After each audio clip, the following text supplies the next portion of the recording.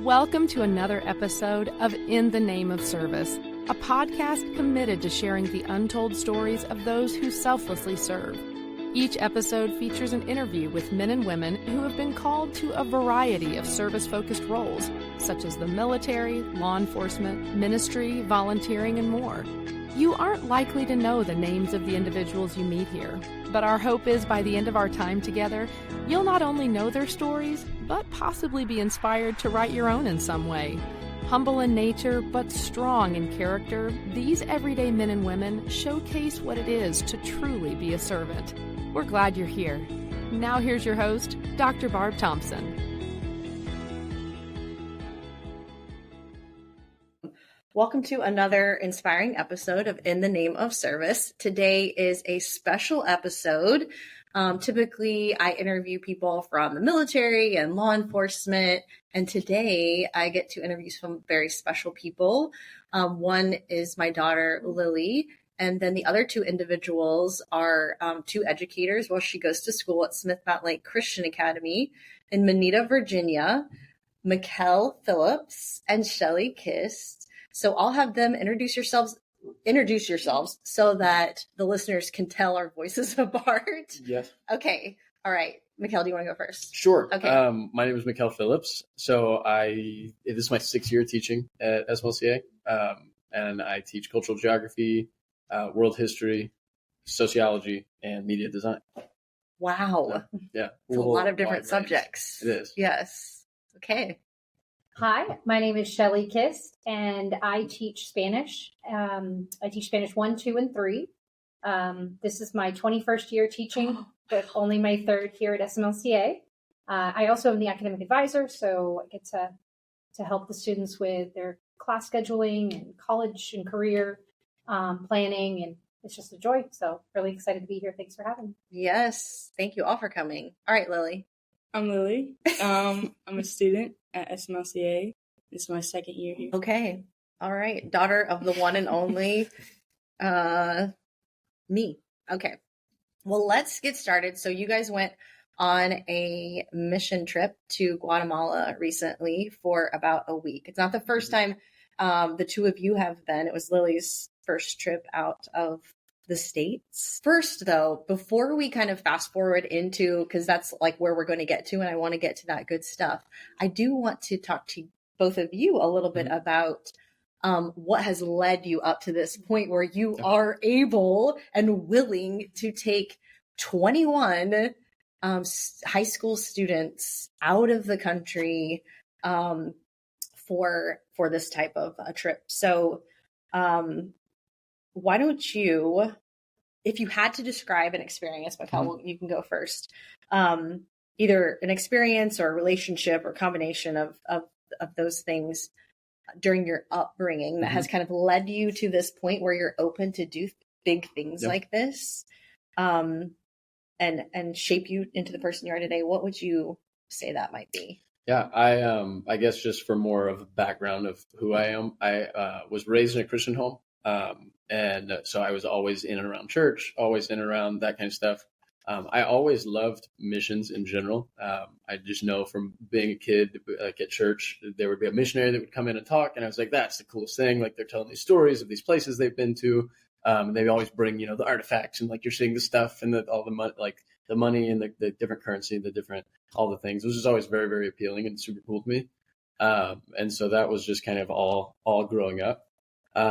When I was in high school, probably junior year, somewhere around there, one of my friends, his family moved to Ohio, and his dad was going to be he started getting his pilot's license and doing all this stuff, and he was going to be a missions aviation pilot. Wow. And that's so cool. That was like a really neat thing to me. I didn't really put a lot of thought into it, but junior, senior year, you're like, what am I going to do with my life? I don't know. And so I was obviously friends with him. We had gone up there and visited in Ohio a few times. And one time we went, I got an opportunity to go up with him in a little Cessna. And so it's me, my friend, and his dad in this tiny little plane. Like that's all the room you have. And we're flying around. I was like, this is the coolest thing ever. It is. And so it was kind of like in that where I was like, I want to do missions. I could totally see myself doing something like this, like flying around. That would be really cool. And I started down that road of missions aviation. Started kind of feeling that out. My senior year of high school, in high school, I had an opportunity to go on mission trips in the States, to Alaska. I went two times to Alaska, actually with Lincoln. He was my youth pastor for a while, so I've known him for a long time, or he's known me for a long time. And I had done like kind of some missions. I knew that was something I'd love to do. I went to Madagascar once I graduated high school. That was kind of my like first big trip. And I was gone for the whole summer, which was a really cool thing. And so I kind of followed that direction a little bit. Went to Moody Bible Institute for a little bit, thought I was going to do missions aviation. Long story short, it ended up not exactly working out. And I came back to Virginia. I went to Moody Bible Institute. They have a campus in Spokane, Washington. That's where their aviation program is. So I was out there for a little while. I came back here and didn't really know what the direction was after that. And I had been praying about it for a while. And I had specifically prayed that I wanted Lincoln to reach out to me. He was kind of a mentor figure, but I never approached him, and I was kind of in a stubborn position. So I was like, I'm not going to reach out to him. We've never been there. No. And so it was this whole thing where I was like, I'm not going to reach out to him. I don't know what I'm supposed to do with my life, but God, make this happen. And he texted me literally like 2 days after that and was like, hey, can we talk? And I was like, oh, whoa. That's kind of crazy. And so we ended up talking, and he asked if I'd ever considered teaching. And I was like, no shot. No, never has crossed my path at all. And I didn't tell him that I had prayed for this, like for him to call in that moment. But I was like, well, this is weird. Let me think about it, pray about it. And I ended up texting him back a few days later and went, we met again. And I was like, so let me tell you the backstory of this. Yeah. And afterwards, we both just kind of sat there and looked at each other. And he was like, so you're in? I was like, yeah, I guess so. So hence, like, kind of started my teaching career, which is just a very crazy set of circumstances. You seem like such a natural teacher too. Not something that was on my radar. I never would have imagined this is where I would be, but it's been super cool. Very cool. So cool. So definitely a God thing that has led me this way. So anyways, all that to say, I do love missions. I kind of started a background in missions. Right. Now I'm teaching. But I still get to do mission stuff. So traveling, like just all that kind of stuff is very, very, I love that. So it's really cool to be able to do that and be in this position that I never thought I'd be in. And kind of feel like God led me here. So yes. Yeah, I guess that answered the question. Totally. Yeah. What about you, Shelly? Wow. Well, that was really cool. Yeah. I enjoyed hearing that myself. So I always knew I wanted to be a teacher from a very young age. My mom was a teacher, not actually when I was, after I was born, she stayed home, but I guess I loved her stories about the impact she had on her classroom. She taught at a really impoverished school in South Carolina, and kids would come to school with no shoes and, no food. And she was there for them, and loved on them. I just thought it was really beautiful, and I felt inspired. And so my whole life I was like, I'm going to be a teacher. And so I moved around my whole life. I was not in the military, or my father was not in the military. He was an engineer for DuPont and got transferred every few years. So I lived in Mexico as a child. That was my elementary time period, and lived throughout the U.S. And then in high school, I actually lived in Singapore. And so while I was living overseas, I had the opportunity for very extensive travel, both with school, through sports and family travel and whatnot. And it just really opened my eyes to how awesome this world is. Yes. How beautiful God's people are. Just how much is out there to explore. And I got a bug for sure. For like, I can't just stay put in one place. There's so much more, and I want to see it. Yeah. And so when I went to college, the world was my oyster. Right. So I thought, and I found a school that I thought was really good for education. So I went to Penn State University, huge school, lots going on. School, yeah. Lions. So it was fun. It was exciting and different than anything I had done that up to that point.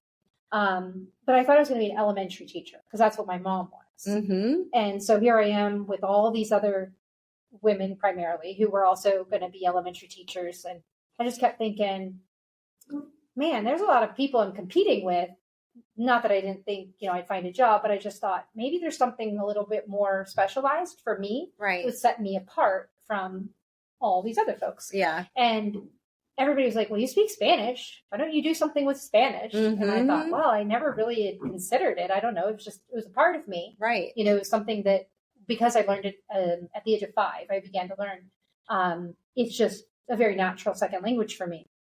So I got to thinking, well, maybe they're onto something. Maybe I should take some Spanish classes and kind of think about it. And so ended up going towards world language education or Spanish education, and have never looked back, have been in it ever since then. But specifically, didn't plan to ever go the Christian education route, yeah, or really missions. So it wasn't until later in my life when I came to the Lord and even then dragged my feet on opportunities for missions. People would say, oh, you should come to such and such, like a Spanish speaking country. You would be such an asset. And I'm thinking, I don't know. I don't know what was holding me back, because I love to travel. I love Spanish. I'm pretty outgoing. So I'm not quite sure what it was, but something was kind of just weighing me down. And when I finally gave in and went to the Dominican Republic, it was just such an incredible experience. So many people have to go through translators to have their their time, and I didn't. And the connection I made with the people, it was just beautiful. It was a new country I'd never seen, new customs and everything. And I thought, okay, God, I can see myself doing some more of this. But I'm a mom of kids, and thought it's expensive. It takes away from my work and so forth. And I was in public education, so I thought, well, maybe not missions, but maybe I could take my students in public school on an overseas trip. Maybe we could go to Costa Rica or something. And so I started to explore that, and just was met with so many roadblocks. Oh, you have to apply for that 2 years in advance. Oh, you can't do that through the school because of the liability. Oh, you need to orchestrate every single detail of that on your own time. And I just thought, wow, okay, this is really not feasible, and not something I think that I'm being called to do.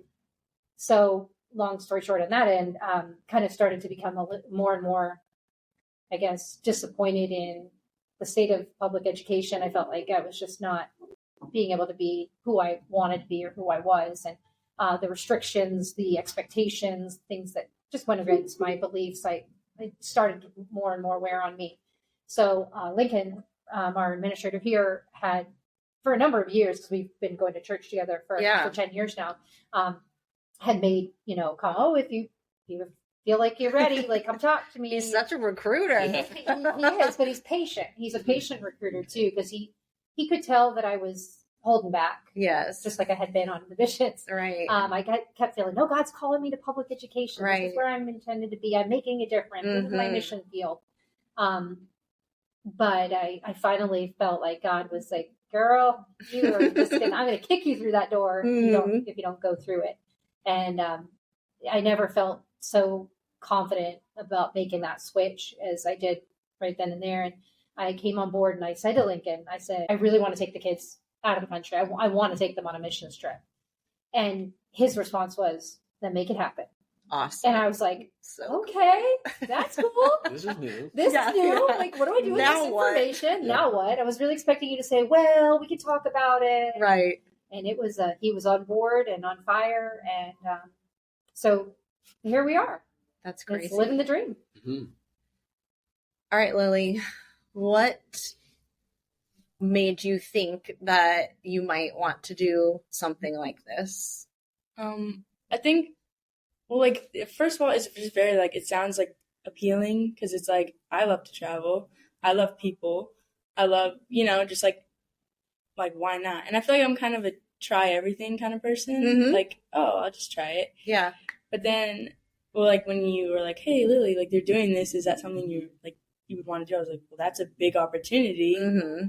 But, it's, if I'm given the opportunity, I'm going to take it. So then I did, and pray on it, and then I got excited, and I was like, man, I actually feel like really, like this is going to be really good.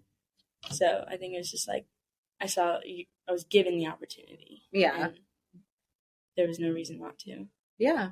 What's the, kind of the popular opinion of the students, you think, about this type of trip? Because this was just the second time, right? Correct. That, yeah. Yep, second year. Just, little insider information for us adults. And I've never, like, no one's ever said anything like they wouldn't want to go. Pretty much anyone would want to go. Yeah. But not everyone, most people, I think, at least that I've talked to or like have heard talk about it, like might not have the right intentions. Mm-hmm. So it's like, it just depends.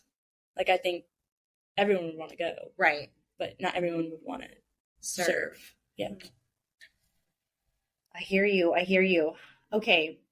So we kind of know about the catalyst then, because I wanted to ask you about and I know I had previously asked you, how did we get into all this, and you were like, talk to Shelly. It's all Shelly. Yeah. Well, and God's doing and Lincoln's, backing for sure. Right. Yes. That's huge that you had met all those, like the red tape and the barriers, previously that didn't exist here. Yeah. Well, what was your initial hope?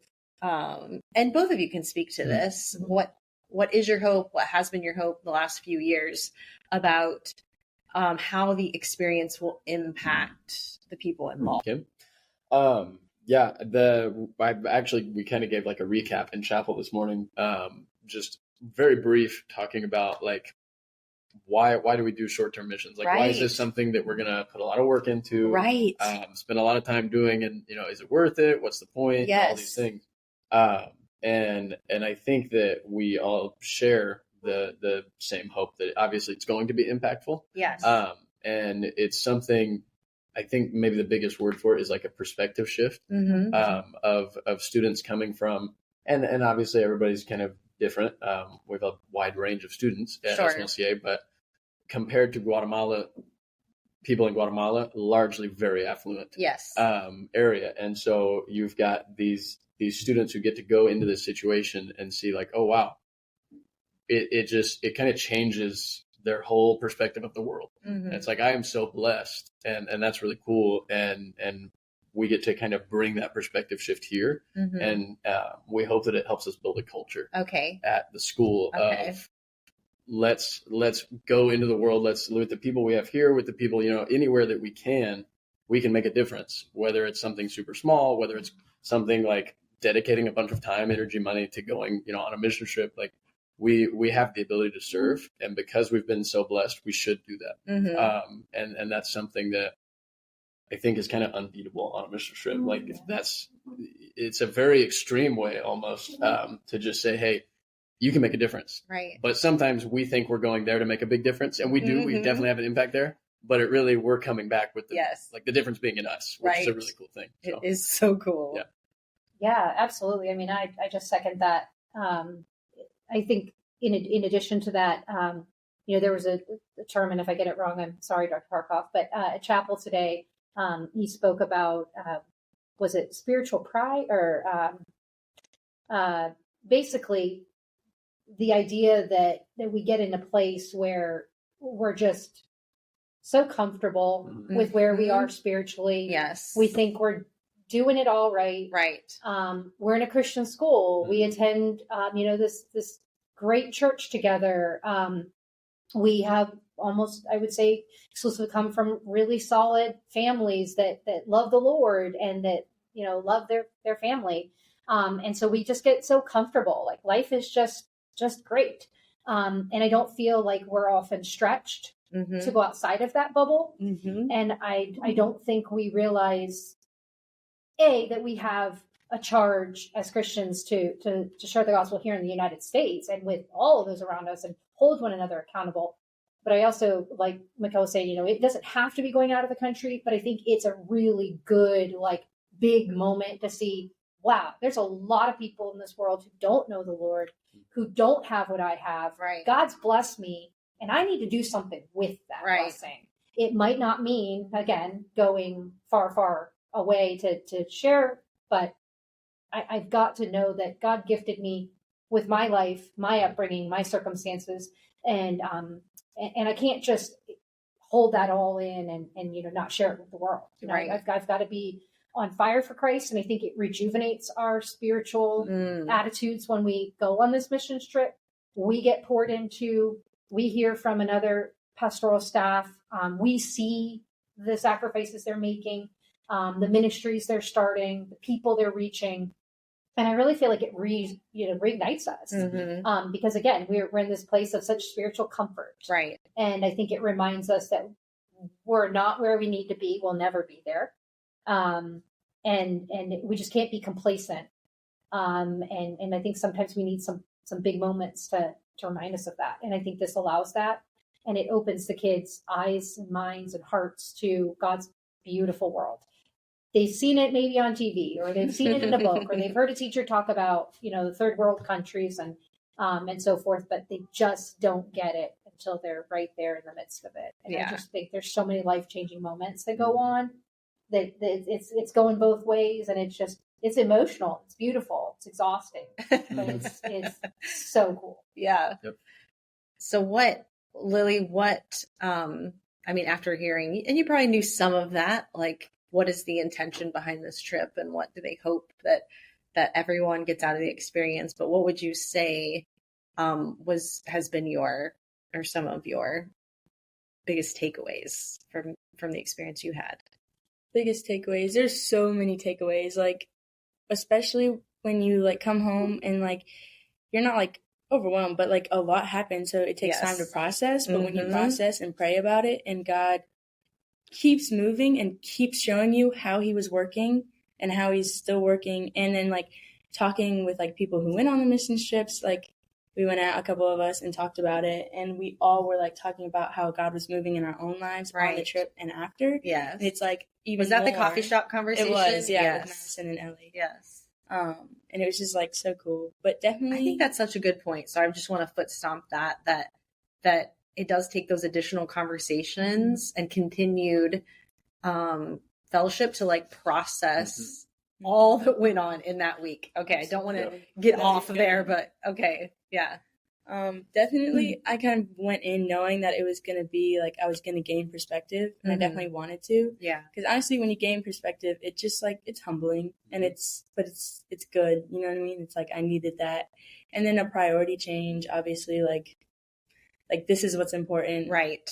And this is not. This is like, you know what I mean? Do you have an example? Just like so many things we get caught up with, like in school, like with drama, like not even drama, because like. I wouldn't say that there's a bunch of drama. Yeah.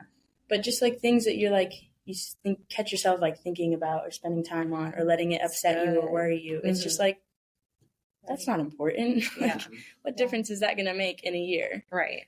But definitely like being content, because I've never been more content than I was when we were in Guatemala, even though you don't have like things you would here. Air conditioning. Yeah, you don't have air conditioning. You can't do certain things. Right. And like you don't have everything you want like right where you need it. Yeah. But honestly, like those things don't even matter when you're there. Yeah. So definitely being content, and then just like feeling like fulfilled, because I guess when you're serving, it's like it fulfills like me too. Or like when I was like this feels good, like this makes me happy, I love doing this.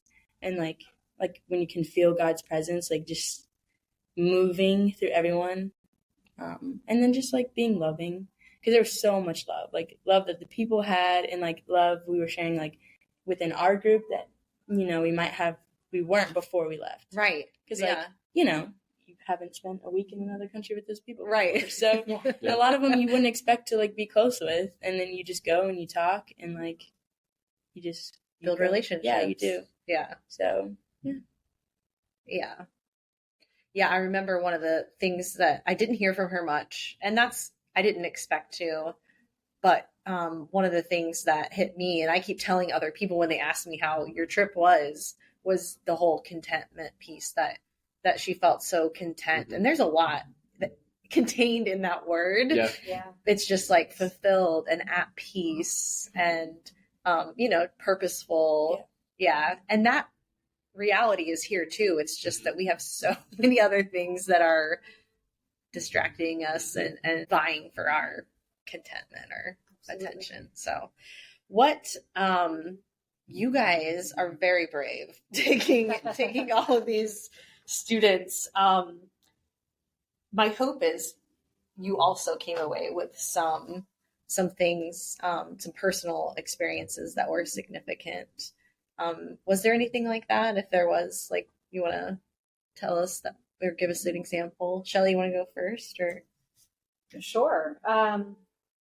As I kind of alluded to, I felt like it just kind of recharged my spirit. Not that I was like lacking, I don't want to say spiritually, but I just feel like it just fueled my fire to continue to share the gospel, to serve the Lord. And I felt like, as I tell the kids, I feel like sometimes I'm like a fly on a wall, like when I'm there, because I plan it all for them, Right. and then I kind of get a chance to stand back Yeah. and watch them delve in, Yes. and them just pour into every ministry we're doing wholeheartedly, without complaint, with just such enthusiasm and excitement and love pouring out of them. I see them in a way that I don't ever get to see them at school, and it's just beautiful. I don't know if that sounds corny, but it's just a beautiful experience to know that in a way I helped orchestrate this life-changing Yes. experience for them.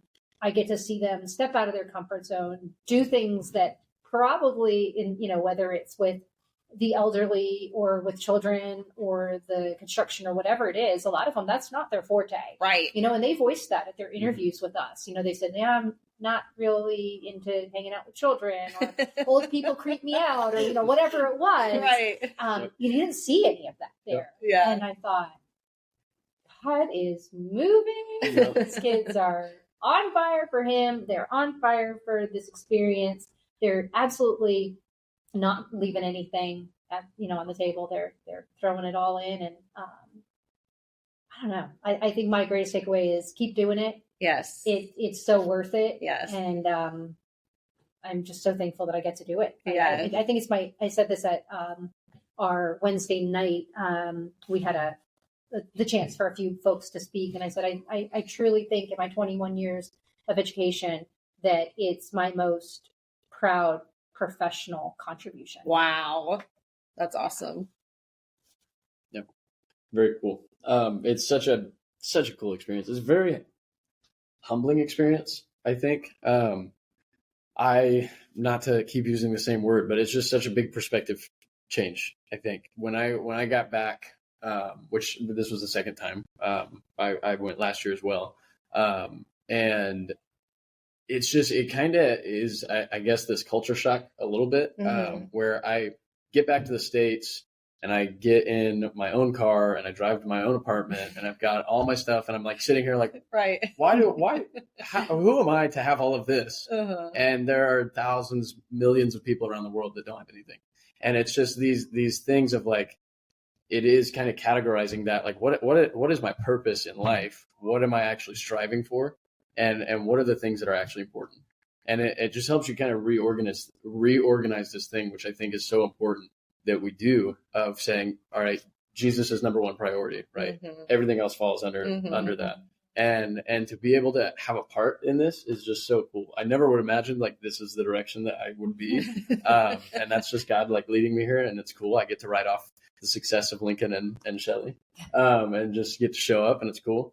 But it's such a cool thing. And then too, seeing the students like that, I may have played a small minuscule part in that, of like on a Wednesday night, seeing students stand up in front of church and talk about how God worked in their life. Right. Like it does get you emotional a little bit, where you're like, whoa, like that's so cool. Yeah. That's so cool. And it's not, again, it's humbling because it's like, what did I do? Like God is working in their life. God is, but whoa, I got to watch it. I got to witness it. And it's such a cool thing. They then come back and they start sharing this, and they're talking, you hear these students talk about, oh yeah, God did this. And they're telling these stories, and just so cool. Very, very neat. We hear a lot about like these mountaintop experiences. Maybe it might not be a mission trip. It might be a camp or some kind of event where people feel like they experience the presence of God, or at least, got close to it. How would you guys, I did not ask this question ahead of time. It's just coming to me. So take all the time you need. I will edit out the pauses. How would you suggest that people carry that with them back into kind of quote unquote this normal life, and not just let it be, left in the past. I can go Go for it. off the bat. I think one of the biggest things, which Lily said, which I didn't know about, the coffee shop I was going to conversation. say That's so cool. Yeah, I was so excited. Very, for very that. cool. I think the very first time I walked in my apartment when I got back, I texted Bree, which was one of the other adults that went with us. Yeah. And basically just laid out this whole thing of like, do you ever just, like this kind of thing, like what in the world, like this just happened, and like it's just that thing. And so I think that's one of the biggest ways is support around you, right? And so it's like this accountability. In this case, you're talking to you said Madison and Ellie, who also went on the trip, which is very cool. I had texted Bree, who went on the trip, but we've talked about it multiple times after.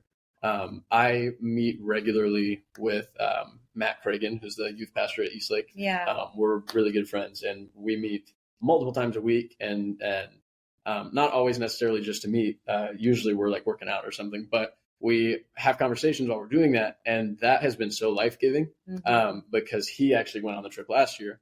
But just in general, to have people around you who are going to help you grow. Yeah. And so they are there to constantly, we help each other in the sense that we can keep each other on task. Right. And it's this conversation we get to process out loud together. We get to say, I was reading this the other day, and this has helped me. Like God is speaking to me in this way. And they get to say, oh yeah, God is speaking to me this way. And we're helping each other carry that on. Right. It's biblical friendship, really. Yeah.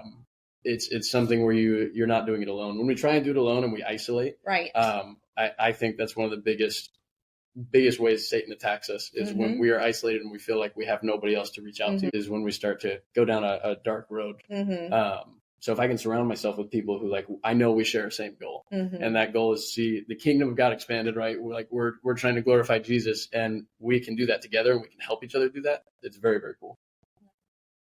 Absolutely. I mean, I think you said that very well. I was thinking the exact same thing about the fellowship, whether somebody's been on the trip or not, like finding people who believe in the cause and who will listen and kind of just continue to, encourage that flame to stay lit.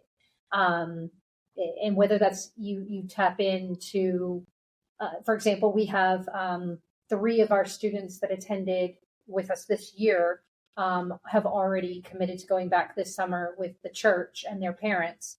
And I thought, they want to remain connected and tapped into that. And, we as a group, of course, share photos and stories and everything. But I think it goes deeper than that. I think it's, if you want to continue to thrive the way that you did there, you've got to be really intentional. Right.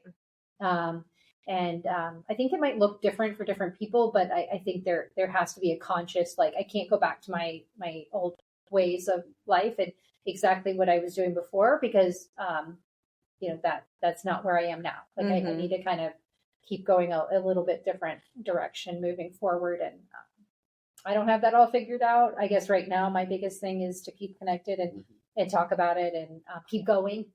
Right. I guess I'd love to find other ways to make that happen too. Yeah. I mean, you mentioned earlier, on a grander scale, changing the culture of this place. That's huge. Because not everyone's going to get to go. Yeah. So, that's a big ask, I guess. And that's a big vision for changing the culture. Can you explain just what you mean by that? If you were to call the culture out, Yeah. I think, we are a Christian school. And so, the heart behind that is that we are training students. Obviously, also we are a school, and so you have all the academics as well. But if we get a student who goes from start to finish with us, and they meet all the academic accolades, and they play the sports and do the things, and they go on and maybe they go D1 in a sport and they go play professionally, or they leave and they go to Harvard and they do all the best things. That's awesome. But if they didn't encounter Jesus when they were here, we messed up. Yeah. And ultimately they succeeded in things that didn't actually help them. And so I think the biggest heart is we want to ground them and have them founded on what's really important. Yeah. And we do that by being very intentional about we're gonna, it's a lot of work. It is a lot of stuff behind the scenes. But we're willing to do that, right? We're willing to do that because this is what's important. Right. And if there are a few that go on and do the D1 stuff and do the Harvard stuff, like that's awesome. Right. But we hope, it's our prayer, right, that they're grounded in Jesus when they're doing those things. And now they have that platform to talk about what really matters. Yeah. And not everybody's going to go, to those extremes and be super successful that way. And that's okay. They can still be grounded in Jesus wherever they go, wherever they end up, right? You stay at home parent, or you're working at just a 9-to-5 kind of blue collar job. Everybody needs Jesus. That's right. And it's a mission field everywhere you go. Right. And so we're saying this is priority number one. And if we can be intentional about how we spend our time and the opportunities that we give, it helps establish a culture that says we're doing all the other things and we're going to do those well. Yeah. But this is priority number one. Right. And it trickles into all the other things. Yeah, absolutely. I think we want to make it the cool thing. Yeah. The cool well, thing I think is to it follow is. Jesus, Yeah. Yeah.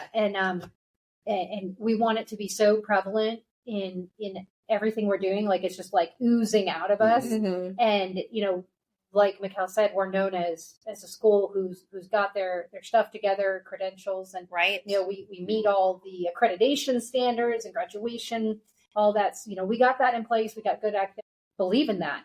But we want people to be like, wow, that school, they literally like are on fire for Christ. Right. Like, the kids are, they go on missions trips. They're involved in their churches and their community. Their school is completely biblically integrated. We want all the kids to be like that. That's who I am. I'm not here for any other reason than, that's my number one, that God is my number one. Yeah. I think it's going and doing these things, and it's asking the question, like, how can I use this to glorify God? Like, I'm a really talented athlete. How can I use that to glorify God? I'm really talented in mathematics. How can I use that to glorify God? And it's just putting the right things first. Mm-hmm. I love that. Yeah.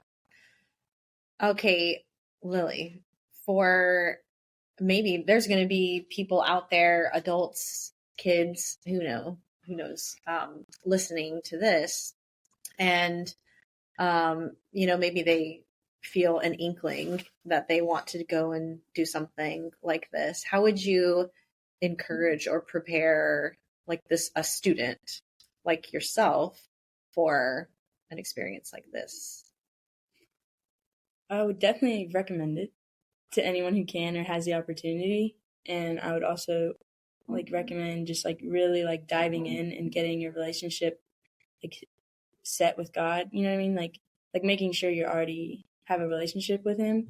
If you're a student here, it's easy to get caught up with things, and then going there is a reset. But for people who are you know what I mean? And then definitely getting involved with the people you're going with, and getting good friends and getting good influences on your life, because that makes such a big difference. Because then it is cool. Hey, let's go study together. Let's go, or study our Bibles. Let's go pray together. Right. Hey, I saw this verse today, and it, it encouraged me. Yeah, I'm praying for you. Things like that. Or how can I be praying for you? Things, when you have good friends, it makes such a big difference. Or if you're going on a mission trip with those people. Mm-hmm. And then for me, being younger and going, it was kind of scary. Yeah. That first night. Yes. I was scared. I'm not even gonna lie to you. I was on the verge of tears. Right. But I think if God puts you somewhere, he's gonna carry you through it. And you have to trust him. And that's a lesson that you're gonna see over and over and over again in life. Right. So it's so good to see that. Because then after we got there, I feel I just not blossom, but you know what I mean? I feel I got closer with the upperclassmen, and I really did my best to not be, to go and interact with the people there and do what I can. So just trusting God, because it's a hard lesson, because sometimes it's hard for all of us. Yeah. You're human. That's a hard lesson. Yeah. Because you want to do things on your own. Yes, you do. And why would sometimes I feel like we can be very like, no, I can do it. Right. But like, no, we can't. Yes. So I think that was like another really good lesson. Yeah. What would you say, and I didn't ask you this ahead of time, so again, take your time because I know you and I have had this conversation, but to the parent who is concerned that maybe their child isn't ready or, like they are afraid to be away from their child for a week. Yeah. I think for us, it's kind of easier because it's already something we do. Sure. But I can definitely understand how like it would be really hard or scary. Yeah. But I mean, again, like just trusting God is such a big lesson, and I think it's really hard, but I think it's really important. Yeah. And at least from like what you've told me, like you trust God, and that like influences me too. And like seeing you do that, I mean, like, oh, well, my mom's on fire for the Lord. Like there must be something there that, you know what I mean? Like it's got to be worth it. Obviously it is. If she, you know what I mean? Things like that. Then also, I don't know, like holding back your kid from doing something that could be life-changing out of fear. Like fear is not from the Lord. The Lord is not going to tell you to be scared, especially if you're doing something. That's a word. That'll freak. That'll freak. Especially if he's calling you or your child to be there and serve him. He's not going to abandon you. Yeah. It's good. It's always going to be hard as a parent. Yeah. I don't know what's going to happen, when I drop you off at school. All right. Last question, and then we'll wrap this up. So you already, Shelly, you talked about at the beginning, like all of the the red tapes and the basically brick walls that you ran into as a public school educator trying to get something together like this. And then how there was fewer of those, but you still, I mean, the amount of logistics, planning, relationship building with Impacto and other organizations, like I don't know how you did it all, but you did it. How might you encourage other educators who have this same or similar desire, to provide this kind of experience for themselves and their schools? How much you, I don't want to say warn, but encourage or prepare them? Yeah, I mean, it's a loaded question because I think it depends on, where you are. If you're in public education, it's still possible, not necessarily in the mission sense, but to give your students a cultural experience. You got to be willing to fight for it and probably do a lot on your own. But if you really feel called to it, it is doable. I've known teachers to do it in public school, or even I've known teachers who connected to their church so that they could do it in the mission sense, and they invited students who they knew, were believers to join them. And so, they kind of did it in a little bit more roundabout way, right? I suppose. In the Christian sector, I just pray that other administration would see it like my administrator saw it, that, what an incredible opportunity, and would be supportive of it. But even then, even if you have the support, as you've mentioned, Barb, it's a lot of work. But I felt called to it. I really, truly felt like God was telling me that this is what I should be doing. And so I didn't want to have a spirit of fear. I wanted to have a spirit of like, lead me, Lord, and I'll follow. I'll put in the time. I'll put in the effort. I think some important things are finding somebody to join you in the effort. And Mackell has been an absolutely incredible partner in crime. I think we work really well together. We balance each other's strengths and weaknesses. We have talents that we're bringing to the table that really, I think, put the whole picture together. You've got to convince the parents and the students that it's worth doing, that it's worth joining in, and that you are going to protect their child as much as you possibly can every step of the way.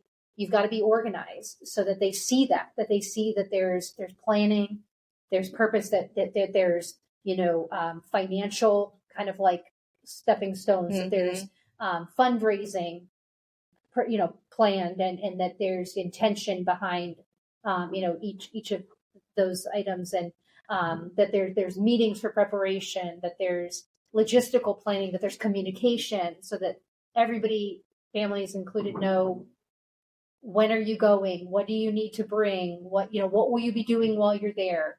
As you mentioned, developing that relationship with the in-country, missions group that you're serving with.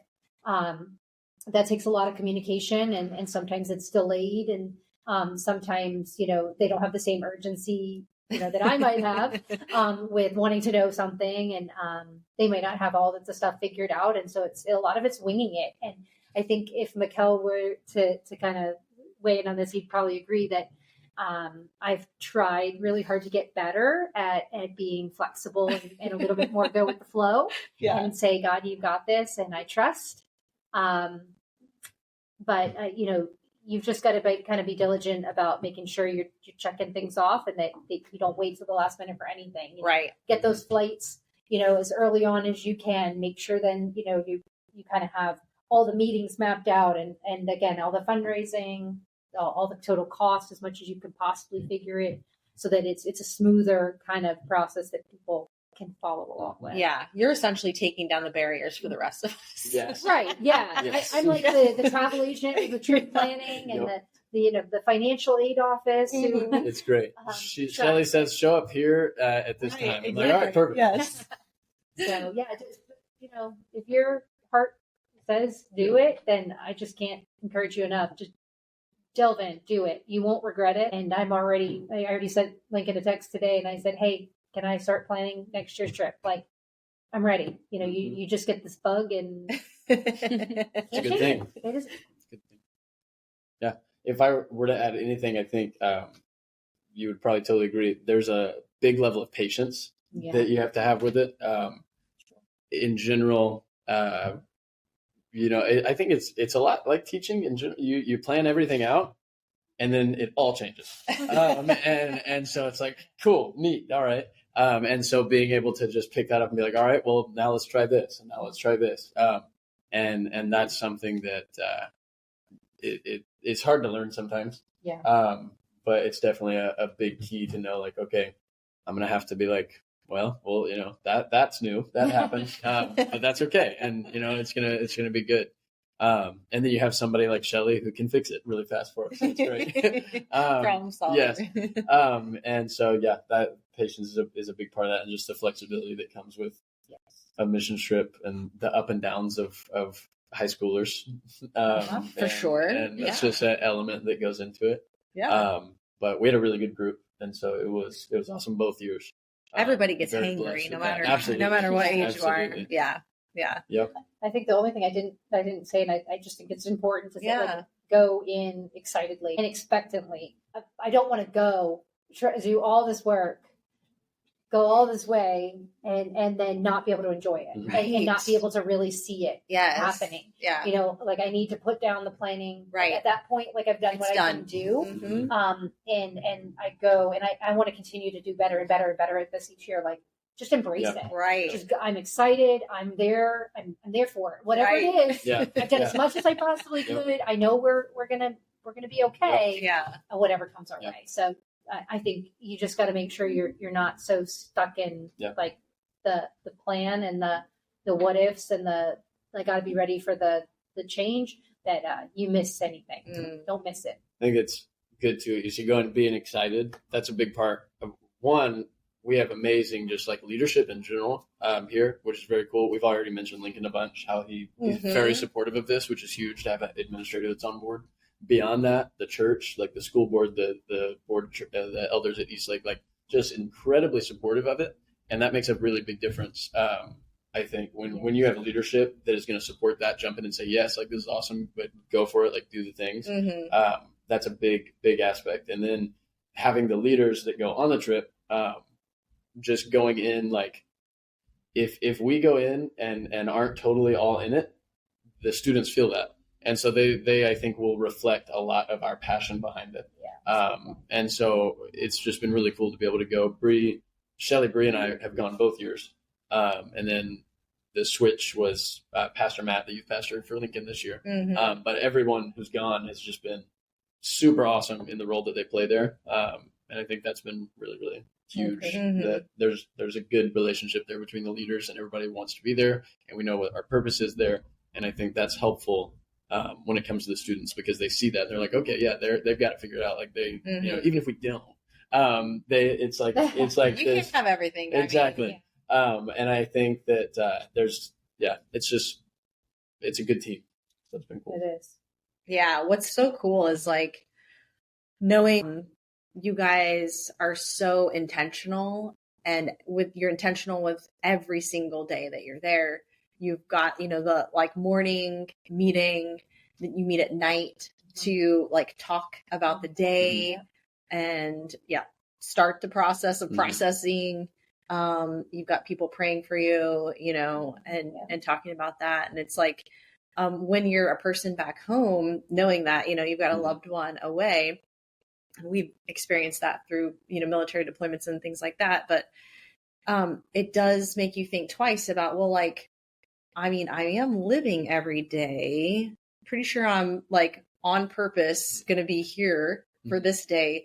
So what's the difference? You know, like you're away, you're very intentional about the day. And I realize, obviously, right? Like it's a mission trip. You're there for a short period of time. You want to do as much as possible, but like, aren't we here for a short period of time and we want to do as much as possible? So getting that, you know, prayerful intention in the morning and staying connected and processing, you know, God's faithfulness even throughout each day is just such an awesome lesson, you know, as a parent to see you guys kind of creating that habit with the kids. Yeah, very cool. Well, I just want to thank all of you for being here. Thank you all for all of the work that you do behind the scenes. We'll never know how many hours you spend in preparation for this. And it was life-changing. I think we knew it was going to be, and it absolutely was. And it has fueled so many like conversations and just matured, I think, like Lily's desire to live for the Lord, whatever that looks like, you know what I mean, in her life. And getting exposed to things outside of your comfort zone is so amazing. And like she said, like has taught her to trust the Lord, and she's going to need that anywhere she goes, no matter what she does. So thank you guys for being here today. Thank you for the service that you raise your hand for every day when you walk into this school. And yeah, I think we can leave it at that. You guys have any more parting words? Thank you. This was cool. Yeah. I appreciate it. Yeah. I thank you for your intentionality. And I'm super glad you got to go, Lily. It's awesome. Oh, yeah, very, very cool. I'm glad you didn't let the fear like talk you out of it, because it was awesome. I know every now and then you would kind of talk and be like, I'm going to be the youngest one. Like, it's awesome that you were there. Very, very glad you got to go. Super cool. Yeah. This was really almost therapeutic to kind of be able to reflect on everything, and kind of reframes it as well. Puts it in perspective, like, this is, you know, it's an important work. Yes. And I don't want to take it lightly. I don't want to ever just think of it as, I got to get started on the planning because, you know, it's just what I do. You know, I want to make sure everything is done intentionally. So thank you for helping us maybe even encourage or incite this. Yeah, I'm encouraged by you. It goes all the way around. Yep. And are you comfortable with other parents or educators or even students reaching out to you at some point if they hear this somewhere around the world and are curious about doing something similar? Okay. Absolutely. We'll put it in the show notes then, your whatever contact information you're most comfortable with, like an email address or something. And, okay. Awesome. For sure.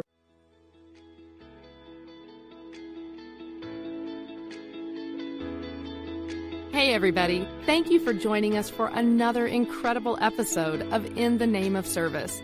If you enjoyed today's episode, please like and subscribe. And of course, feel free to share with those you feel would like to be inspired. Have a difference maker in your life that you'd like to see featured? Reach out to Dr. Barb Thompson at inthenameofservice@gmail.com. We'll see you next time.